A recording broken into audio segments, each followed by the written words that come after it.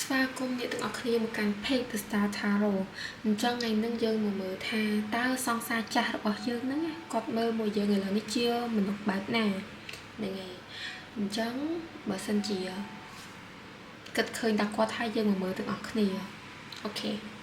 អញ្ចឹងសម្រាប់តំណែងអ្នកទាំងអស់គ្នាជាមួយគាត់នៅពេលដែលតាក់ទងគ្នាហ្នឹងណាគឺយើងស្រឡាញ់គាត់យើងស្រឡាញ់គាត់ខ្លាំងយើងស្រឡាញ់គាត់រហូតដល់ថាមានអ្នកណាគេចូលមកក៏យើងអត់ចាប់អារម្មណ៍ដែរព្រោះមនុស្សយើងស្មោះត្រង់យើងស្រឡាញ់មួយគឺមួយស្រឡាញ់គាត់ប៉ុន្តែយើងមានអារម្មណ៍ថាគាត់ដូចមនុស្សរៀងអៀនគាត់ដូចមនុស្សខ្លាចយើងឬក៏មនុស្សអត់ដូចយើងណាបើយើងគឺយើងច្បាស់ហ្មងតែគាត់គឺអត់សូវបញ្ចេញអត់សូវអីសោះតែគឺតែគាត់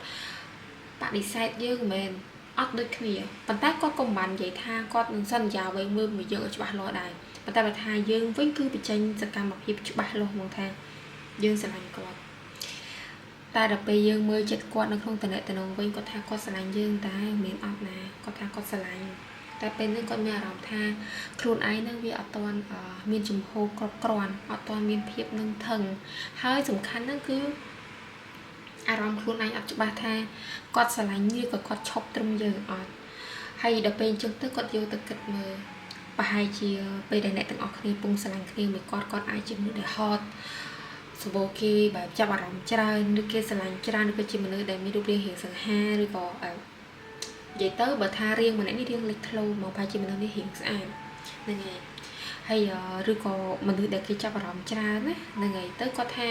មិនដឹងតែគាត់នឹងគួរឈប់ត្រឹមអ្នកទាំងអស់គ្នាឬក៏មិនតែបើថាចិត្តមែនតើណាគាត់ស្រឡាញ់យើងហើយប៉ុន្តែមនុស្សនេះគឺបានន័យថាដូចយើងល្អហើយប៉ុន្តែចង់មើលណាគេដែលល្អជាងយើងទៀតអញ្ចឹងក៏បញ្ឈប់តំណែងនឹងត្រឹមហ្នឹងធំដែរអ្នកទាំងអស់គ្នាមួយគាត់នឹងបញ្ចប់គ្នាហើយបញ្ចប់ហ្នឹងក៏វាមិនសូវជាល្អប៉ុន្មានដែរការបញ្ចប់ហ្នឹងដូចអត់មានការនិយាយគ្នាអីបែបច្បាស់លាស់អីនិយាយអីកុំរក្សាទឹកចិត្តអីម៉ែនេះប៉ុន្តែជាការចប់មួយដែលរៀងស្ពេចស្ពិលវាអត់សូវច្បាស់ហ្នឹងហើយអញ្ចឹងយើងមកមើលថាតើការគិតរបស់គាត់ឥឡូវនេះមកលើយើងរបៀបម៉េចគាត់ថាយើងណាខុសពីមុនណាយើងពីមុនជាមនុស្សដែរទន់ភ្លន់ទោះយើងជួបរឿងអីមកក៏ដោយដែរតែយើងស្រាប់គាត់នេះគឺយើងតែងតែរុះរាយតែងតែសួរនាំគាត់ទោះយើងហត់ក៏ដោយដែរគឺយើងនៅតែសួរនាំគេដែរកន្លែងនេះខ្ញុំចង់តែនិយាយថាចេះគេមិនមែនមានពេលទៅនេះមកសួរនាំយើងទេមកពីគេស្រឡាញ់យើងហ្នឹងមិនគេសួរនាំយើងហើយគាត់ហ្នឹងគាត់ចាំបានអតិថិភាពទាំងអស់ហ្នឹងអារម្មណ៍បែបហ្នឹងគាត់ចង់ឲ្យយើងទៅជាអញ្ចឹងទៀតតែវាទៅអត់បានវាទៅអត់រួចទេព្រោះគាត់គិតថាអ្នកទាំងអស់គ្នាឥឡូវហ្នឹងគឺជាមនុស្សម្នាក់ដែលលក្ខណៈថាដូចមិនងាយចូលទៅក្នុងជីវិតយើងទៀតយើងដូចមានអាកំផែងចិត្តការពារនឹងឯងអត់ឲ្យណាគេចូលទៅផ្ដេសផ្ដាស់យើងគិតថាកន្លែងនេះអាចនិយាយថាមកពីយើងនឹងជួបបាត់ពិសោធន៍ជីវិតខ្លាំងឬក៏ជួបរឿងរ៉ាវណាខ្លាំងដែលធ្វើឲ្យយើងមានអារម្មណ៍ថាយើងឈប់ចង់ជឿណាគេយើងឈប់ចង់ទុកចិត្តណាគេទៀតហើយអីអញ្ចឹងខ្លាចគេជុំធ្វើបាក់ចិត្តយើងទៀតហើយគាត់ថាយើងឥឡូវហ្នឹងជាមនុស្សដែលបើអ៊ីកូវិញគឺអ៊ីកូខ្ពស់ហ្មងដូចមិនចង់តបតជាមួយនឹងគាត់ហើយក៏មិនចង់បែបទៅសួរនាំគាត់គឺគេធ្វើការគេយើងធ្វើការយើងអីចឹងទៅបើគេនៅរាប់អានក៏យើងនៅរាប់អានតែតែស្និទ្ធអត់ស្និទ្ធទេហើយគាត់ថាយើងឥឡូវណាយើងប្រកែកជាងមុនច្រើនយើងឆ្លាតជាងមុនច្រើនហើយប្រកែកនិយាយគាត់ថាអ្នកទាំងអស់គ្នាពីឥឡូវនឹងពេលមុនហើយនឹងឥឡូវវាខុសគ្នាពីមុនដូចយើងប្រហែលជាជួបរឿង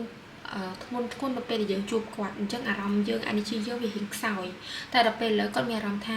យើងអាច control រឿងទាំងអស់នឹងបានយើងដូចមនុស្សម្នាក់ទៀតអញ្ចឹងដែលមិនមែនជាមនុស្សដែលគាត់ធ្លាប់ស្គាល់ហើយគាត់គិតថាតើគាត់នឹងវាអស់ឱកាសមែនឬក៏ពេលចន្លោះពេលដែលអ្នកទាំងអស់គ្នាបែកគ្នាជាមួយគាត់នឹងតើមានរឿងអ្វីខ្លះកើតឡើងបានជាឥឡូវខ្ញុំឃើញមានអ្នកទាំងអស់គ្នាឥឡូវគឺបើសួរថារឹងមុំពីខាងក្នុងហើយឥឡូវហើយកន្លែងហ្នឹងចាំខ្ញុំប្រាប់គាត់បើសិនជាមិនដឹងទេថាមូលហេតុអីបានជាគេទៅជាមនុស្សបែបហ្នឹងពេលដែលបែកគ្នាមួយគាត់ព្រោះឧស្សាហ៍តែអ្នកទាំងអស់គ្នាហ្នឹងនៅពេលដែលមានបញ្ហាហ្នឹងនៅពេលដែលមានគាត់នឹងរំពឹងថាគាត់នឹងនៅក្បែរយើង ប៉ុន្តែអាស្រោបពេលដែលយើងរំពឹងថាគាត់នៅក្បែរយើងហ្នឹងគឺវាបានចប់គ្នានៅក្នុងហ្នឹងគាត់បានទៅចោលយើងដែរទាំងដែលពិភពលោកនេះគេចង់បោះបង់យើងចោលហើយម្នាក់នេះគេបោះបង់យើងដែរហើយយើងនេះវាត្រូវតែតល់នៅម្នាក់ឯងអញ្ចឹងយើងក៏បែបស៊ូនៅមួយខ្លួនឯងមកឲ្យបន្តទៅមុខទៀតតាមពិតក្នុងហ្នឹងគឺវាមានបទពិសោធន៍ជីវិតច្រើននៅក្នុងបៀរបស់អ្នកទាំងអស់គ្នាប៉ុន្តែគាត់ថាយើងមើលតែអារម្មណ៍របស់គាត់ឲ្យគាត់ឆ្ងល់ឥឡូវខ្ញុំបកស្រាយឲ្យគាត់បើគាត់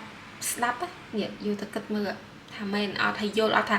ធ្វើប៉ុណ្ណឹងដាក់គេឲ្យគេនៅរស់រាយមួយយើងទៀតរបៀបម៉េចតែធ្វើដាក់គេពេលខ្លះទោះគេស្រឡាញ់យើងខ្លាំងប៉ុណ្ណាក៏ដោយតែក៏គេแบบគេមានការគិតដែរគេស្រឡាញ់កិត្តិយសគេដែរគេតាមយើងដែរពីមុនស្រឡាញ់គេខ្លាំងនេះបៀអ្នកទាំងអស់គ្នាស្រឡាញ់គេខ្លាំងប៉ុន្តែដល់ពេលគេធ្វើអញ្ចឹងហើយក៏ឈប់ហើយឥឡូវយើងគិតតែរឿងការងារឥឡូវគិតតែរឿងការងារល្អទៀតហើយហើយដល់ពេលខាងនោះក៏អត់ថាទៅការងារគេរៀងគួរសមដែរប៉ុន្តែបើមើលតាមបៀយើងទាំងអស់គ្នាមួយគាត់ប្រហែលជាអាចនឹងមនុស្សអាយុសកលគ្នាតែបើសួរថាអាយុក្រោម25អត់ដូចជាអត់សូវមានភាគរយច្រើននេះមើលទៅដូចមនុស្សចាប់ពីអាយុ24ឡើងច្រើនអ្នកនៅនេះ24ឡើងឬក៏អាយុ30ស្ដើង28អីហ្នឹងគឺច្រើនហ្មង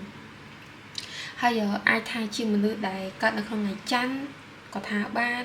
ជាមនុស្សដែលមានធាតុទឹកក៏ថាបានហើយឃើញបៀមកត្រួសដូចជាមនុស្សដែលមានធាតុខ្យល់ក៏ថាបានដែរអញ្ចឹងសម្រាប់ថ្ងៃហ្នឹងការគិតរបស់សង្សារចាស់គឺមានតែប៉ុណ្្នឹងឯងពេលមើលទៅដូច energy ហ្នឹងវារៀងខ្លាំងពេកអញ្ចឹងទៅយើងនេះអានដល់ពេលឃើញអញ្ចឹងតបអត់ជាប់ដែរថាឲ្យជំនួសខ្លះទៅមែនអត់កុំឲ្យថាអានហើយឃើញអញ្ចឹងនៅស្ងៀមវានៅអត់កើតវាឃើញហើយមានអារម្មណ៍ថាខឹងជំនួសហ្មងណាអូខេអញ្ចឹងដោយសារនេះវាជា general reading បើសិនជាអ្នកទាំងអស់គ្នាពេញចិត្តវីដេអូនេះកុំភ្លេច like comment និង share ផងហើយបើសិនជាចង់ច្បាស់អានមកទូទាវផ្ទាល់ខ្លួនបានគឺតាក់ទងទៅខាង admin តាម Telegram ណាហើយចង់ប្រឹក្សាផ្ទាល់ខ្លួនក៏បានដូចគ្នាអញ្ចឹងសម្រាប់ថ្ងៃនេះគឺមានតែប៉ុណ្្នឹងទេបើមានឱកាសចាំនិយាយជួបគ្នាលើក្រោយទៀតអរគុណច្រើនអ្នកទាំងអស់គ្នាបាយបាយ